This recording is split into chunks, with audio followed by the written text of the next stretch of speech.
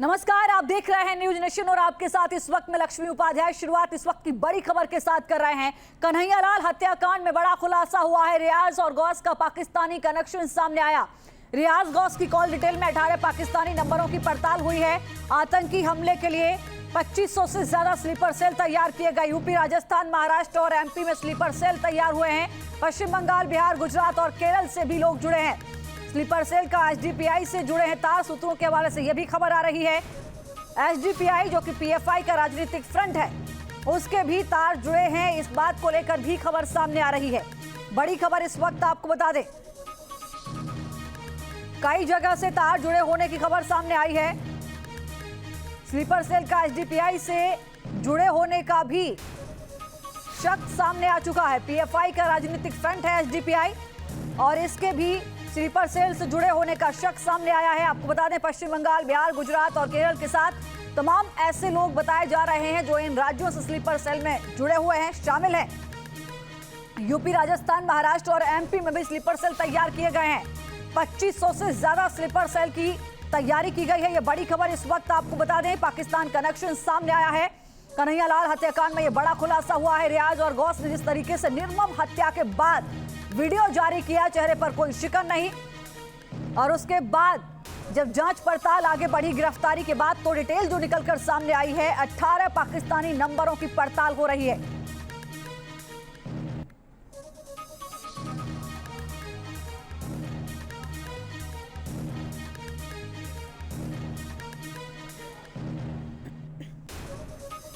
हमारे तमाम सहयोगी इस वक्त हमारे साथ लाइव जुड़ रहे हैं। अजमेर से लाल सिंह फौजदार हैं, बेंगलुरु से यासीर, कानपुर से अमित सिंह, पटना से रजनीश इस वक्त हमारे साथ जुड़ रहे हैं। सबसे पहले मैं लाल सिंह फौजदार आपके पास आ रही हूँ और समझना चाह रही हूँ कि जरा ये बताइए कि जिस तरीके से गौस और ये दोनों आरोपी जिन्होंने निर्मम हत्या की, उनके तार अब पाकिस्तान से जुड़े होने की बात सामने आ रही है। ये कहा जा रहा है कि ऐसे 18 नंबर हैं, इनसे संपर्क किया जा रहा था, जिनकी कॉल डिटेल खंगाली जा रही है। कई राज्यों में स्लीपर सेल तैयार किए जा रहे थे। पाकिस्तान को इनसे पूरी तरीके से जो है वो टारगेट किया जा रहा था कि कब, कहां, कैसे, कौन सी गतिविधि को अंजाम देना है। और क्या जानकारी निकलकर जांच में सामने आई?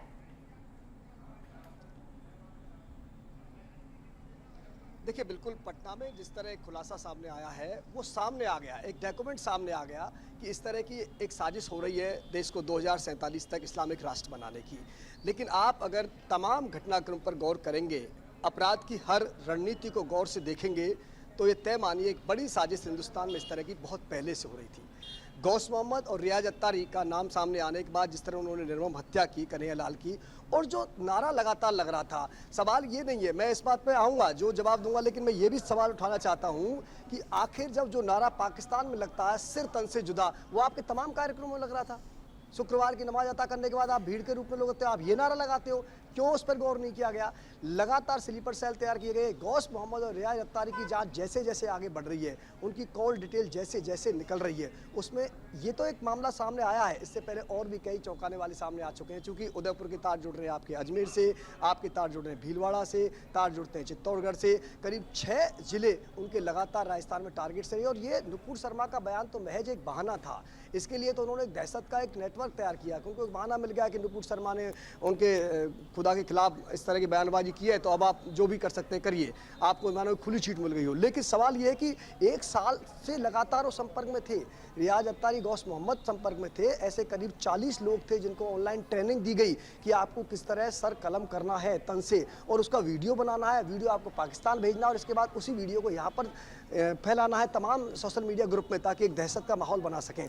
लेकिन लाल सिंह, मैं लौटूंगी आपके पास। एक बड़ी खबर इस वक्त आ रही है, वो अपने दर्शकों को बता दें। पीएफआई आतंकियों से पूछताछ में बड़ा खुलासा, भारत को इस्लामिक राष्ट्र बनाने की साजिश की बात को कबूला है। पटना से गिरफ्तार तीनों आतंकियों का कबूलनामा सामने आया।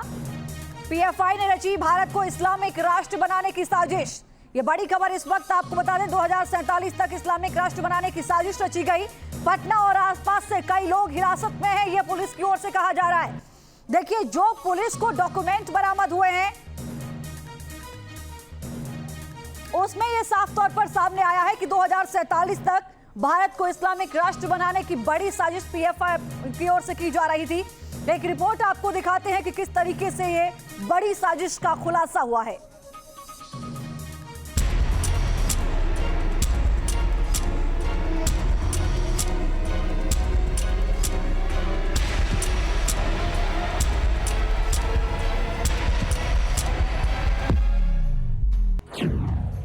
पीएफआई का जहरीला एजेंडा, हिंदुस्तान में शरिया लागू करने की कोशिश, न्यायपालिका में घुसपैठ की साजिश, भारत में इस्लामिक सरकार बनाने का प्लान। जिहादियों ने हिंदुस्तान के खिलाफ तैयार किया है खतरनाक एजेंडा। वो हिंदुस्तान को इस्लामिक राष्ट्र बनाने का मंसूबा रखते हैं। भारत की न्यायपालिका में घुसपैठ करने का जहरीला प्लान भी तैयार कर लिया है। वो देश की आन बान और शान यानी तिरंगे पर कब्जा करना चाहते हैं। उन्होंने ओबीसी, आदिवासी और दलितों को मोहरा बनाकर सत्ता में आने का मंसूबा बना रखा है। वो हिंदुओं के खिलाफ मुस्लिम युवकों का ब्रेन वॉश करते हैं। मुस्लिम युवाओं को गुमराह कर गोला बारूद चलाने की ट्रेनिंग देने का खतरनाक प्लान बनाए हुए हैं। देश 1947 में मिली आजादी का अमृत महोत्सव मना रहा है, तो जिहादी अब से 25 साल बाद हिंदुस्तान में शरिया लागू करने की प्लानिंग कर रहे हैं। उनका मंसूबा साफ है, आजादी मिलने के 100 साल बाद यानी 2047 तक हिंदुस्तान को इस्लामिक राष्ट्र बनाना।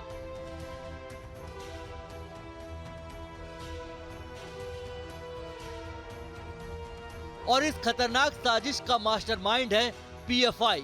आज हम पीएफआई के एक एक प्लान को डिकोड करेंगे और इस जिहादी साजिश का पर्दाफाश करेंगे। देश के कोने कोने में पीएफआई का जाल तेजी से फैलता जा रहा है। अंतर्राष्ट्रीय आर्थिक मदद से पीएफआई की जड़ें मजबूत हो रही हैं। सुरक्षा एजेंसियों को जो सबूत हाथ लगे हैं वो हर हिंदुस्तानी के होश फाख्ता करने वाले हैं। इस रिपोर्ट में पीएफआई ने हिंदुस्तान में इस्लामिक शासन स्थापित करने का पूरा एजेंडा बनाया है। साजिश का पहला चरण, मुस्लिमों को पीएफआई के बैनर तले एकजुट करना, हथियार और गोला बारूद की ट्रेनिंग देना, इस्लामिक संगठन का विस्तार। इसके लिए पीएफआई लगातार साजिश में जुटी है। 2014 में केंद्र में मोदी सरकार के आने के बाद जिस तरह के आंदोलन हुए हैं, उनमें पीएफआई ने मुसलमानों को भड़काने की पूरी साजिश की।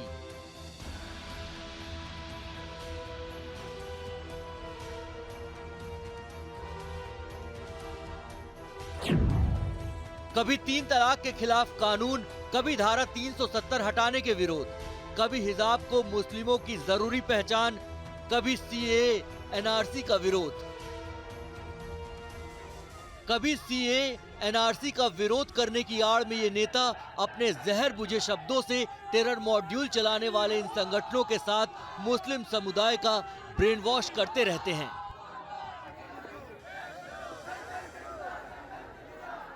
पटना में पीएफआई से जुड़े संदिग्धों ने जगह जगह मुस्लिम युवाओं को ट्रेनिंग देने की साजिश का खुलासा किया है।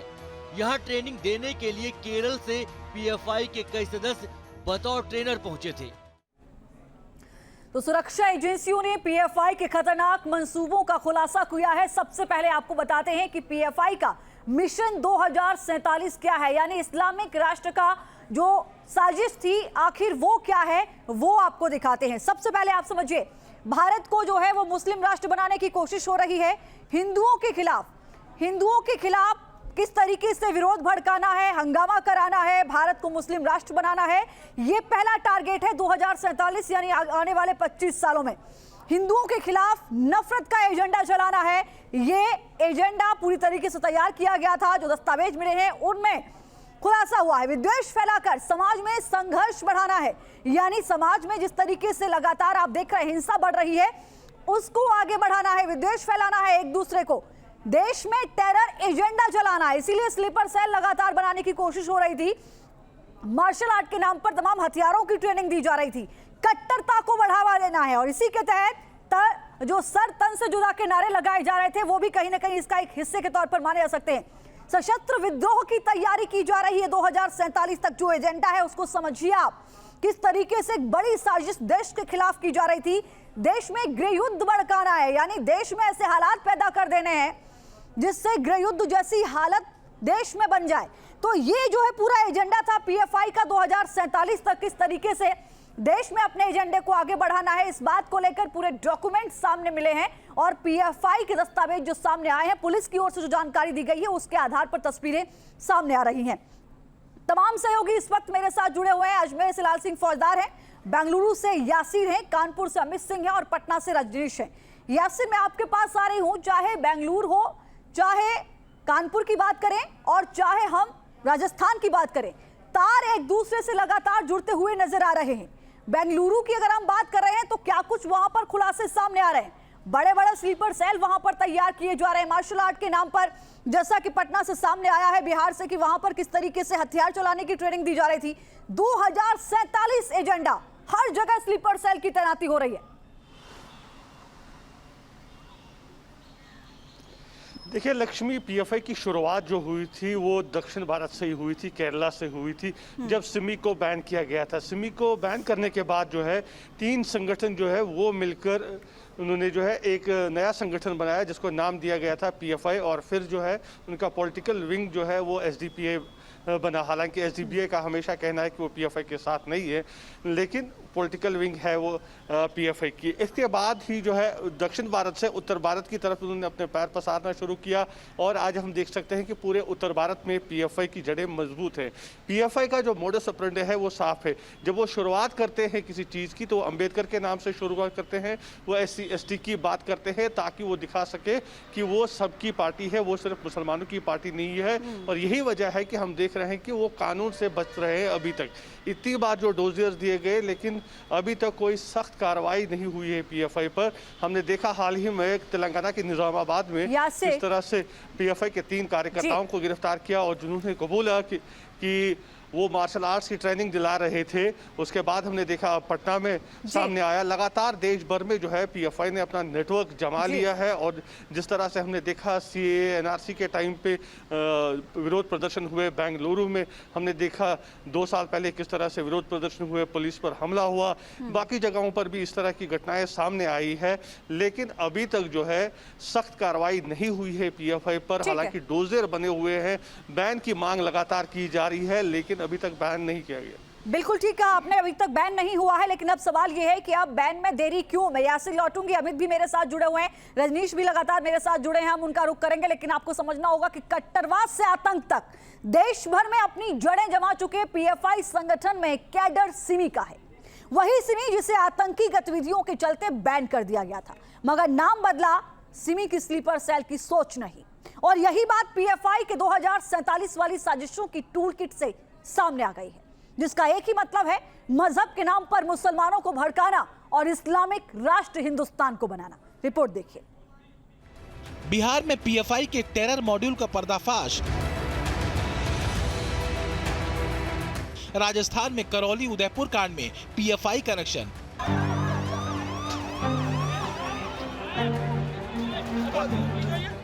महाराष्ट्र के अमरावती कांड में पीएफआई की फंडिंग,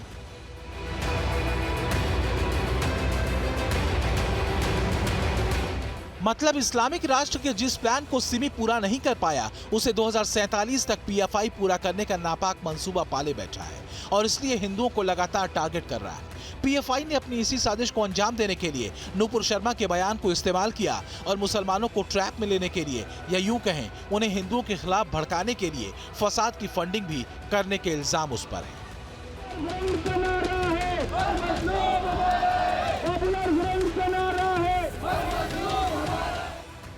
एक पोस्ट पर कत्ल, अमरावती कांड का पीएफआई कनेक्शन। अमरावती में उमेश कोल्हे के पोस्ट को इरफान तक पहुंचाने वाला डॉक्टर यूसुफ खान के क्लू पर हत्या की साजिश रचने वाला मास्टरमाइंड इरफान और सोहेल नदवी। अमरावती में पीएफआई का चीफ, इन तीनों की कड़ियां क्या आपस में जुड़ी हैं? और हत्याकांड के लिए पैसे कहां से डंप हुए?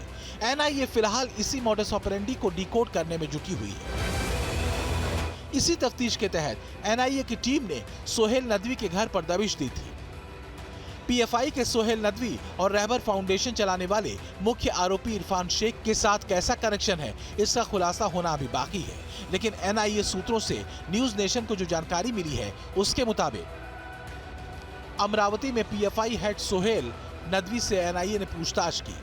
एनआईए को लिंक मिले कि अमरावती में उमेश कोल्हे की हत्या के आरोपी इरफान को पीएफआई से फंडिंग हुई थी।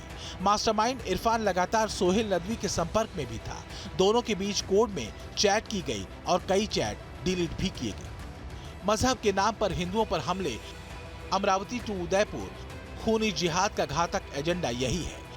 यही वो बर्बरता का पैटर्न है जिस तक देश की तमाम जांच एजेंसियां पहुंचने की कोशिश कर रही हैं। ये देश के अंदर पनप रहे इस्लामिक कट्टरता की बर्बर साजिशें हैं या फिर विदेशों से जिहाद के नाम पर किया गया ब्रेन वॉश। जांच पड़ताल चल ही रही थी कि तेलंगाना में दंगा ब्रिगेड पीएफआई के उस मॉड्यूल का पर्दाफाश होता है जो हिंदू विरोधी एजेंडे का न सिर्फ एक टूल है बल्कि कट्टरता की जड़ें जमाने की फिराक में भी था और इनके निशाने पर थे हिंदू। इस्लामिक राष्ट्र बनाने के जंगी उन्माद में पीएफआई जैसे हिंदुओं को टारगेट करने की ट्रेनिंग दे रहा। इस्लामिक राष्ट्र बनाने के जंगी उन्माद में पीएफआई कैसे हिंदुओं को टारगेट करने की ट्रेनिंग दे रहा है, इसका खुलासा 7 जून को तेलंगाना पुलिस ने किया था। तेलंगाना का निजामाबाद पीएफआई के जिन 3 हैंडलर की गिरफ्तारी हुई थी उनमें पूछताछ में बड़ा खुलासा हुआ था। पीएफआई का प्लान कराटे बेनकाब, हिंदुओं पर हमले वाली ट्रेनिंग के खुले राज। पीएफआई के हिंदू विरोधी ट्रेनिंग सेंटर का सरगना 52 साल का अब्दुल कादिर है। वो मुस्लिम मोहल्लों में युवकों का ब्रेन वॉश कर उन्हें इन कैंपों तक लाता था और फिर हिंदुओं को उनका दुश्मन बताकर अटैक करने की ट्रेनिंग देता था। पीएफआई के तीनों लीडर्स से कई हथियार भी बरामद किए गए हैं। इन हथियारों का इस्तेमाल ट्रेनिंग कैंपों में किया जाता था। इन कैंप में भाग लेने वाले युवाओं को एक खास समुदाय पर हमला करने के लिए ट्रेनिंग दी जा रही थी। पीएफआई की आतंकी कुंडली को अब जांच एजेंसियां खंगाल रही हैं। इस मामले के सामने आने के बाद पीएफआई की गतिविधियों की गहनता से पड़ताल भी शुरू कर दी गई है। निजामाबाद पुलिस पीएफआई के इन कट्टरपंथियों के पुराने क्रिमिनल रिकॉर्ड भी चेक कर रही है क्योंकि देश भर में पीएफआई के स्लीपर सेल एक्टिव हैं जो किसी भी मामले में हिंदू विरोधी दंगे के लिए कुख्यात हैं। ऐसे में बड़ा सवाल यही है कि पीएफआई की दंगा ब्रिगेड अब तक आजाद क्यों है। Team news nation.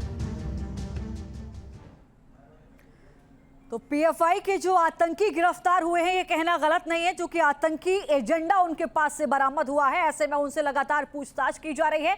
अमित इस वक्त हमारे साथ कानपुर से जुड़े हैं। अमित, पिछले कई दिनों से ऐसा देखने को मिल रहा है कि जहां भी पीएफआई या किसी भी आतंकी की घटना सामने आती है उसके तार कंफर्म कानपुर से जुड़े हुए नजर आते हैं। आज में अगर हम इसकी उदयपुर वाली घटना का जिक्र करते हैं तो अभी सामने आया कि जो हथियार थे जिनको धार दी गई थी वो कानपुर से मुहैया कराए गए थे। तो जाहिर है कि किस तरीके से कानपुर में पीएफआई और आतंकी के गढ़ों को लगातार बढ़ावा देने की कोशिश हो रही है वो भी सामने आ रहा है। क्या कुछ आगे बढ़कर प्रशासन कार्रवाई करने के लिए आगे बढ़ रहा है?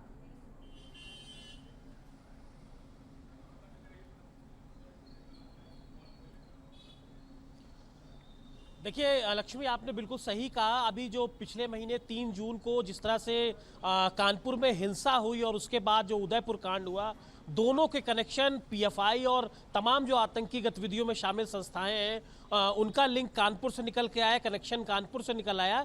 लेकिन देखिए, कानपुर एक तरह से कहीं ना कहीं संवेदनशील शहरों में आता है और आए दिन जब भी कोई आतंकी गतिविधि होती है तो उसके कहीं ना कहीं कनेक्शन कानपुर से ही मिलते हैं, क्योंकि कानपुर का जो जियोग्राफिकल पूरा जो सिनारियो है वो ऐसा है कि यहाँ पर इस तरह की गतिविधियों को अंजाम देने वालों को पनाह बहुत आसानी से मिल जाती है, क्योंकि यहाँ पर बहुत मुस्लिम ऐसे इलाके हैं जो बहुत डेंस इलाके हैं, वहाँ पर छुपना बहुत आसान होता है। और अक्सर से यहाँ पर इस बात सामने आती रही कि यहाँ पर जो स्लीपर सेल्स का जो एक गिरोह है वो बड़े आराम से यहाँ पर रहता है और अपनी गतिविधियों को अंजाम देता है। देखिए, 3 जून को जो यहाँ पर हिंसा हुई थी उसकी जब जांच शुरू हुई थी तो ये बात का खुलासा हुआ था कि पीएफआई के 3 सदस्य यहाँ पर, उन लोगों की संलिप्तता यहाँ पर पाई गई थी इस हिंसा के दौरान। उन लोगों ने इसमें हिंसा फैलाने के लिए बाकायदा फंडिंग की थी। पहले ये लोग इंटरनेशनल फंडिंग करते थे, लेकिन अब एक नया ट्रेंड चला है, लोकल फंडिंग के तहत इस तरह की घटनाओं को अंजाम दिलवाया जाता है। मोहम्मद नासिर, मोहम्मद उमर और सैफुल्ला, ये 3 ऐसे लोग थे जो पीएफआई के एक्टिव सदस्य थे और इनको बाकायदा पुलिस ने गिरफ्तार किया था। और सबसे हैरानी वाली बात ये थी लक्ष्मी कि ये वही 3 शख्स थे जो साल 2019 में कानपुर में सीएएनआरसी का दंगा हुआ था उसमें भी शामिल थे और जो है उस दंगे में शामिल थे। बिल्कुल ठीक कहा अमित आपने। देखिए कहां से तार कहां तक जुड़े हुए नजर आ रहे हैं, ये इस बात की पुष्टि कर रहे हैं। हमारे साथ रजनीश पटना से इस वक्त जुड़ रहे हैं। रजनीश, जो 3 मैं कहूं कि दहशतगर्द जो पीएफआई के पकड़े गए थे उन्होंने इस बात का कबूल भी कर लिया है कि यस 2047 तक हिंदुस्तान को इस्लामिक राष्ट्र बनाने की बड़ी साजिश रची जा रही थी।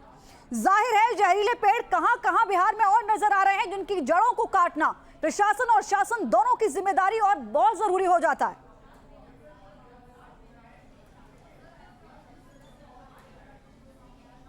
देखिए लक्ष्मी, इस वक्त मैं फुलवारी शरीफ में खड़ा हूं। ये वही फुलवारी शरीफ है जहां से 3 पीएफआई एक्टिविस्ट पकड़े गए हैं और तीसरी गिरफ्तारी जो हुई है वो अरमान मलिक की गिरफ्तारी हुई है। ये बड़ा कैच माना जा रहा है। अभी पुलिस शमीम अख्तर की तलाश कर रही है, जो पटना के दरियापुर इलाके में रहता है, वो नहीं मिल रहा है। लेकिन मैं बता दूं कि अभी तक जो हमारे पास जानकारी है कि 1 दर्जन के आसपास लोगों को हिरासत में लेकर पूछताछ किया जा रहा है। और खास बात यह है कि पटना के अलग अलग इलाके से गिरफ्तारी हुई है, उन्हें हिरासत में लिया गया है। परसों रात और कल रात लगातार छापेमारी हुई है। पटना का सब्जी बाग इलाका, पीरबहोर थाने का इलाका, पटना साहिब का इलाका, राजा बाजार का इलाका, इन तमाम जगहों से लोगों को हिरासत में लिया गया है। और सबसे बड़ी बात यह है लक्ष्मी कि बिहार में 26 लोगों को आइडेंटिफाई किया गया है